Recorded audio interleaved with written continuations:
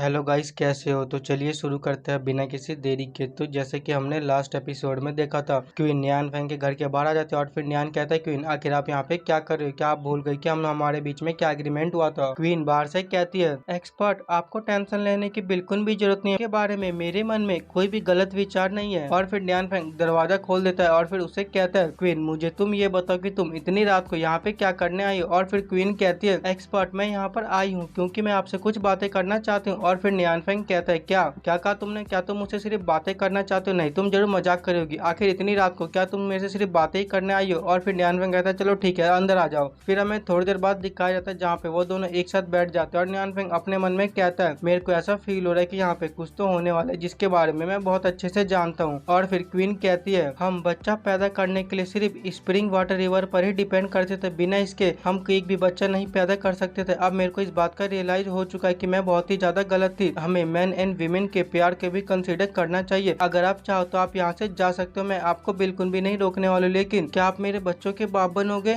और ये बात वो बहुत ही ज्यादा खुशी के साथ कह रही होती है। फिर नियान फैंग, हाँ क्वीन, मेरे को लगता है तुमने मेरी बात को कुछ गलत समझ लिया। अगर मैं तुम्हें होनेस्टली बोलूँ तो मैं ये चाह कर भी नहीं कर सकता। फिर क्वीन कहते, क्यों? आखिर आप ये क्यों नहीं कर सकते? क्या आप छक्के हो? नियान फैंग कहता है, नहीं, मैं बिल्कुल भी छक्का नहीं हूँ। बस बात यह है कि हम दोनों अभी अभी एक दूसरे से मिल लिए हैं। हम एक दूसरे के बारे में बिल्कुल भी नहीं जानते। हम एक दूसरे को धीरे धीरे जानेंगे, उसके बाद हम कुछ डिसाइड करेंगे। क्वीन कहती है, क्या हम धीरे धीरे एक दूसरे को जाने? नियान फैंग कहता है, हाँ, हमें धीरे धीरे जानना पड़ेगा। और वैसे भी मैं यहाँ से इतनी जल्दी थोड़ी ना जाने वाला हूँ। मैं यहाँ पे कुछ दिन तो रहूंगा और इनकेस मान लो अगर मैं यहाँ से चला भी गया तो मैं फ्यूचर में जरूर यहाँ पे आऊंगा। और फिर क्वीन कहती है, क्या आप सच में फ्यूचर में यहाँ पे आओगे? नियान फैंग कहता है, हाँ, मैं फ्यूचर में जरूर तुमसे मिलने आऊंगा। और ये बात बहुत ही ज्यादा स्माइल के साथ कह रहा होता है, जिससे कि क्वीन को काफी ज्यादा अच्छा लगता है। और क्वीन कहती है, एक्सपर्ट आपका बहुत बहुत शुक्रिया मुझे याद रखने के लिए। और फिर नियान फैंग कहता है, क्वीन अब जबकि हम सारी रात यहीं पे रहने वाले हैं तो क्यों ना हम कुछ गेम खेले? वैसे भी रात बहुत ही ज्यादा लंबी है, हम ऐसे बैठे रहेंगे तो हम बहुत ही ज्यादा बोर हो जाएंगे। फिर क्वीन कहती है, गेम? हम कौन सा गेम खेलने वाले? और फिर नियान फैंग कहता है, जाओ तुम दो लोगों को और लेकर आओ, क्योंकि ये जो गेम है ये 4 लोगों के साथ खेला जाता है और इस गेम का नाम चेस है। और ये बोलते कि संगी नियान फैंग चेस को बाहर ले आता है जो देखने में लूडो की तरह लग रहा होता है। और फिर हमें एम्पर एंड यांग को दिखाया जाता है, जहाँ पर एम्पर कहता है, क्या टाइम हो गया? और फिर यांग कहता है, मैं इस बारे में कम्प्लीटली श्योर नहीं हूँ, तुम ये बात नाना से खुद ही पूछ सकते हो। और फिर एम्पर नाना से कहता है, नाना क्या अब टाइम हो चुका है? क्या एक्सपर्ट ने अपना काम फिनिश कर लिया और क्या हमको यहाँ से अब एक्सपर्ट की ओर निकलना चाहिए? हमें नाना को दिखाया जाता है जिसको थ्रोन पे बैठा रखा होता है और पीछे से 2 मिनट उसको हवा कर रही होती है। नाना कहती है, हाँ अब टाइम हो चुका है। और फिर वो नीचे उतरते हुए कहती है, आप लोगों का बहुत बहुत शुक्र है यहाँ पे आने के लिए। और फिर एम्पर कहता है, कोई बात नहीं है, तो बस एक छोटा सा मैटर है, लेकिन मेरे को आप ये बताइए, क्या एक्सपर्ट ने आपको इस जगह के बारे में कुछ इंपॉर्टेंट बात बोला है? नाना कहती है, क्या इंपॉर्टेंट बात? लेकिन मेरे को एक्सपर्ट ने तो कोई इंपॉर्टेंट बात बोली नहीं है। और फिर एम्पर कहता है, मेरे को ऐसा लग रहा है कि इस जगह का रूल चेंज हो चुका है। फिर नाना कहते हैं, क्या इस जगह का रूल चेंज हो चुका है? आखिर इस बात का क्या मतलब? और फिर यांग कहता है, आखिर इस जगह का रूल कैसे चेंज हो सकता है, क्योंकि जो रूल होते हैं वो सेंट के द्वारा बनाए जाते हैं। आखिर कोई कैसे सेंट के रूल को चेंज कर सकता है? फिर एम्पर कहता है, उस समय जर्नी टू द वेस्ट में जब चारों ओर मुसीबतें थी तब काफी सारे सेंट ने मिलकर रूल सेट किया था और ये जो वीमेन किंगडम है उसी का पार्ट आता था, इसीलिए जो रूल बाकी जगह लगा था वीमेन किंगडम में वही रूल सिर्फ लग गया। तो गाइस मैं यहाँ पे बताना चाहूंगा रूल का मतलब है, यानी कि इस वर्ल्ड का लो एम्पर के हिसाब से इस वर्ल्ड का लो यहाँ पे किसी ने चेंज कर दिया। और फिर नाना कहती है, आप लोग ये कह रहे हो कि यहाँ का रूल किसी ने चेंज कर दिया और ये रूल कोई सेंट ही चेंज कर सकता है? और फिर एम्पर कहता है, हाँ ऐसा लगता है कि यहाँ पर कोई आउटर वर्ल्ड से कोई पर्सन आया है जिसने इस वर्ल्ड के रूल को चेंज कर दिया है। फिर नाना अपने मन में कहती है, शिट, मैंने तो इस बार कुछ ज्यादा ही गलत समझ लिया ब्रदर, मुझसे कहना कुछ और चाहते थे और मैं इस बार कुछ और समझ गई। और फिर वो कहती है, अब हमारी जो बैटल है वह एक सेंट के साथ होने वाली है और ये बैटल कोई नॉर्मल बैटल नहीं रहेगी बल्कि ये बहुत ही ज्यादा पावरफुल बैटल रहेगी। तो क्या आप दोनों हमारा साथ दोगे इस बैटल में उस सेंट को हराने के लिए? यांग कहता है, हाँ मैं कम्प्लीटली आपका साथ दूंगा, जबकि मैंने एक्सपर्ट से काफी सारे बेनिफिट रिसीव किया, तो अब वो समय आ गया कि मैं उन सभी चीज को रीपे कर पाऊँ, चाहे कुछ भी हो जाए। मैं अपने मरते दम तक फाइट करता रहूंगा और हमेशा एक्सपर्ट का साथ दूंगा। एम्पर का मन तो नहीं कर रहा होता बट फिर भी वो कहता है, ठीक है, मैं भी आप लोगों का हेल्प करूंगा उस सेंट को हराने के लिए। ये बात जानकर नाना तो काफी ज्यादा खुश हो जाती है और कहती है, आप लोग का बहुत बहुत शुक्रिया इतनी ज्यादा सिंसियरिटी को शो करने के लिए। तो ठीक है, फिर अब हम चलते हैं ब्रदर के पास। और वो लोग विमेन किंगडम के गेट के पास पहुंच जाते हैं। नाना कहती है आखिर ब्रदर कहाँ पर है, और वो सोल्जर कहती है अभी एक्सपर्ट क्वीन के साथ एक रूम में रेस्ट करे। ये बात जान के वो तीनों कंफ्यूज हो जाते हैं और अपने मन में कहने लगते हैं क्या बस दो, अब वो भी एक ही रूम में क्वीन के साथ रेस्ट कर रहा है। फिर सोल्जर कहते हैं नहीं, वो दो नहीं बल्कि साथ में नेशनल एडवाइजर एंड हमारी आर्मी की जनरल भी है। और फिर एम्परर न्यांग कहते हैं वेल ये कितनी अच्छी बात है कि वो चारों एक ही रूम में थोड़ा रेस्ट करे। फिर नाना कहती है तो ठीक है, फिर मैं थोड़ा इंतजार करने के लिए रेडी हूँ। फिर वो सोल्जर कहते हैं नहीं मिस नाना, आपको इंतजार करने की बिल्कुल भी जरूरत नहीं, क्योंकि हमें एक्सपर्ट ने बोला था कि जब आप आ जाओगी तो हमें इमीडिएटली आपको उनके पास लेके जाना है, वह भी आपके साथ खेलेंगे। ये बात जान के उन दोनों का तो फेस रिएक्शन पूरी तरह से चेंज हो जाता है, क्योंकि वो लोग अपने मन में कुछ गंदी चीजें सोचने लग जाते हैं। बट जैसे वो देखते हैं वो कहते हैं थैंक गॉड, मैंने तो कुछ ज्यादा ही गलत समझ लिया। फिर एम्पर भी कहता है हाँ ये लोग तो बस एक चेस का गेम खेल रहे हैं जो दिखने में लूडो की तरह लगता है। पता नहीं मेरे मन में इतने गंदे ख्याल कहाँ से आ सकते हैं, मुझे तो लगा था कि एक्सपर्ट अभी टूसम कर रहेंगे। और फिर क्वीन उन सभी को स्प्रिंग वाटर के पास ले आती है और कहती है ये देखिए ये हमारा स्प्रिंग रिवर वाटर, ये दिखने में पहले जैसे ही है लेकिन इसका जो इफेक्ट है वो कम्प्लीटली अब खत्म हो चुका है, अब ये किसी भी वीमेन को प्रेग्नेंट नहीं कर पा रहा। मैं ये उम्मीद करती हूँ कि आप लोग इस चीज को ठीक कर पाओगे। तो गाइस अगर आप में से कोई कंफ्यूज है कि स्प्रिंग रिवर वाटर क्या है तो मैं उसको ये बताना चाहूंगा, ये स्प्रिंग रिवर वाटर ये एक ऐसा वाटर है जिसको पीने से वीमेन अपने आप ही प्रेग्नेंट हो जाएगी बिना कुछ करे। और फिर नियान फेंग उन दोनों की ओर देखता है और कहता है तो मुझे ये बताओ क्या तुम इस चीज को ठीक कर सकते हो। एम्पर हिचकिचाते हुए कहता है हाँ हम थोड़ा सा देखेंगे, तो हम ट्राई करके देख सकते हैं। ये बात जान के नियान फेंग काफी ज्यादा खुश हो जाता है और कहता है वेल ये कितनी अच्छी बात है कि तुम दोनों इस चीज को ठीक कर सकते हो। फिर एम्पर अपने मन में कहने लगता है बट मेरी पूरी बात तो सुन लेते, मैंने बोला कि मैं इसको देखूंगा, मैंने ये थोड़ी ना बोला कि मैं इसको ठीक करूंगा।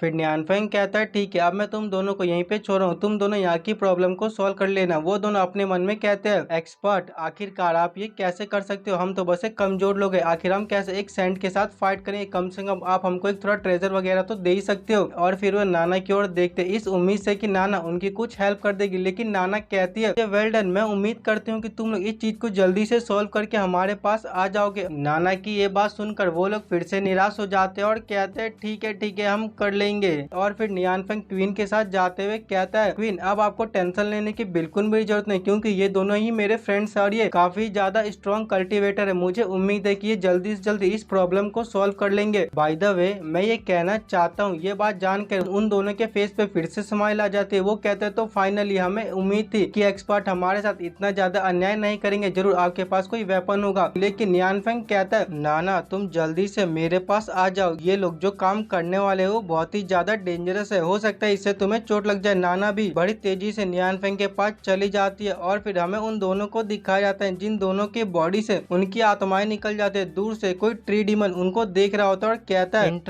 इंटरेस्टिंग, ये कितनी ज्यादा इंटरेस्टिंग बात है कि वो मोर्टल इन दोनों कोजिसेंट लेवल के कल्टीवेटर को कमांड दे रहा है। और फिर वो ट्री डीमन कहता है ये दोनों कल्टीवेटर फिर से इस वर्ल्ड को रिस्टोर करने की कोशिश करे और शायद ये इस वर्ल्ड में सबसे ज्यादा स्ट्रॉन्गेस्ट पर्सन हो सकते हैं। फिर यून कहती है ब्रदर क्या तुम इन लोगों को अपनी पावर शो नहीं करोगे। लिंग फेंग कहता है नहीं बिल्कुल भी नहीं, इस वर्ल्ड के लोगों की वाइटलिटी बहुत ही ज्यादा है, हो सकता है इनके पीछे कोई बहुत ज्यादा स्ट्रॉन्ग पर्सन हो, इसीलिए हम इसमें बिल्कुल भी केयरलेस नहीं हो सकते हैं। फिर यून कहती है ब्रदर जरा तुम एक बार सामने तो देखो। लेकिन लिंग फेंग उसकी बात को इग्नोर करता हुआ उससे कहता है मैंने तुम्हें कितनी बार बोला है कि इस वर्ल्ड में हमारा बस एक ही गोल है और वो है इस स्टार ट्री के मैच्योर होने का इंतजार करना, हमें बस उस स्टार ट्री के मैच्योर होने का इंतजार करना है। मैं जानता हूँ कि तुम ये जानना चाहती हो कि मैंने उस स्टार ट्री को कहाँ पे प्लांट किया, बट मैं तुमको ये नहीं बता सकता हूँ क्योंकि मैंने उसको एक ऐसी हिडन जगह पे छुपाया जिसको तुम चाह कर भी ढूंढ नहीं पाओगी। और उस स्टार ट्री को मैच्योर करने के लिए मैं उस स्प्रिंग रिवर की वाटर को यूज कर रहा हूँ जिससे कि वो स्टार ट्री और भी ज्यादा जल्दी बड़ा होगा। फिर यून कहती है ब्रदर तुम कुछ बोलने से पहले जरा एक बार सामने तो देखो। बट लिंग फेंग फिर से उसकी बात को इग्नोर कर देता है और उसके हाथों को पकड़ के कहता है इसी के साथ यह एपिसोड खत्म होता है और आगे के जो 2 एपिसोड होने वाले वो काफी ज्यादा मजेदार होने वाले हैं। तो ठीक है फिर अब हम मिलेंगे किसी और एपिसोड में, तब तक के लिए गुड